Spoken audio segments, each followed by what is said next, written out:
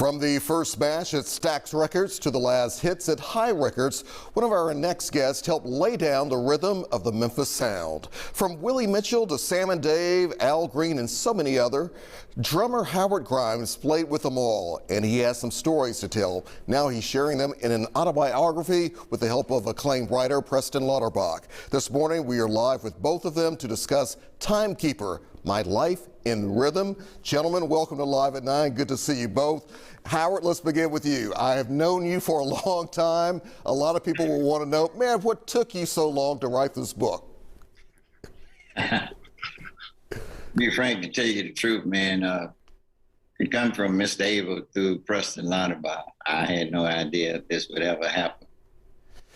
I didn't give up. I just lost interest. I got strong enough to understand what it means to not worry. I worried so many years, 50 years of my life. So I just kept doing what was mostly confidential for me and the people that allowed me to continue to cut records and artists that came into Memphis.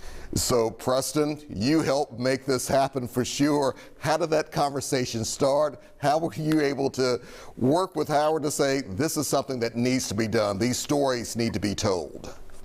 I mean, it was just as simple as you just laid it out there. Having been friends with Howard for 15 years, I never heard the same story twice. It was always something else different, something else interesting.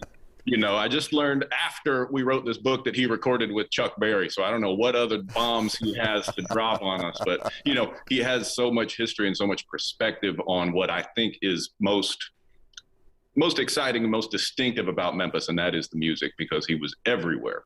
And so to not make his story a formal part of history really would have been a tragedy, and so it's one we don't have to worry about now. You are right about that, Preston, for sure. Howard, you have played with everybody. I mean, some of the greats, but a lot of people will also wonder, how did you get your start, and how were you discovered to play with some of these people?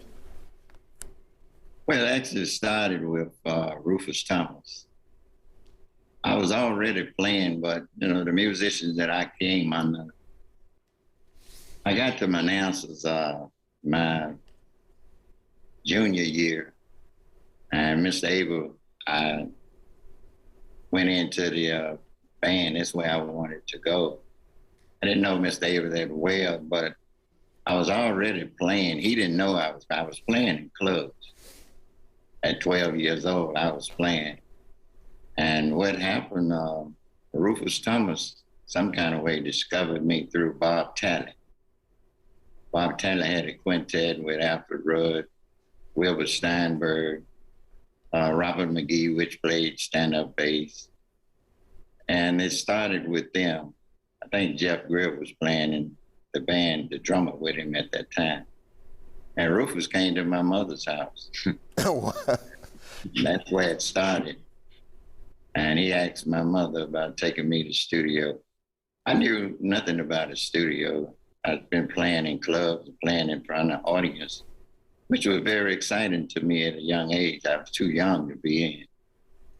But I started out to Curvis Tropicana, but it all started with me with Ben Branch and the Lagos. And Alex, we are sitting right now in the recreated studio where he cut that first hit for Satellite Records. What was that, in about 1932? 1950. We got you covered. Preston, what is also interesting about this book, this is a real life account of the ups and downs that really happened and has been a big part of Howard's life. Why the honesty here? Because a lot of times, a lot of books don't always tell that real story, but this one does. Well, to me, and getting back to my friendship with Howard and the many conversations we've had, I have always really relished the sound of Howard's voice, the way that he communicates, the way that he chooses his words and puts across a story. He is a very gifted storyteller and author in his own right. he's just not going to sit down at the computer. So I had to provide that little bit of labor right there. But, in terms of the honesty, that's him. He knows no other way. There's no way of filtering it. And so I was very moved by how Howard really embraced some of the people who he worked with as brilliant artists and geniuses in their own right, and yet at the same time a little bit difficult on the business side to deal with. He didn't always let those things cancel each other out or overshadow each other. It's all there together. It's very balanced. Excellent. Well, Preston Howard, thank you, gentlemen. The book is absolutely incredible. Howard, thank you for all that you continue to do. You are one of the architects. You are the man for sure. And as we said earlier, it's about time. I am so glad this book finally came out. So be sure to check it out. Howard, Preston, thank you very much. Good to see you. Thank you, Alex.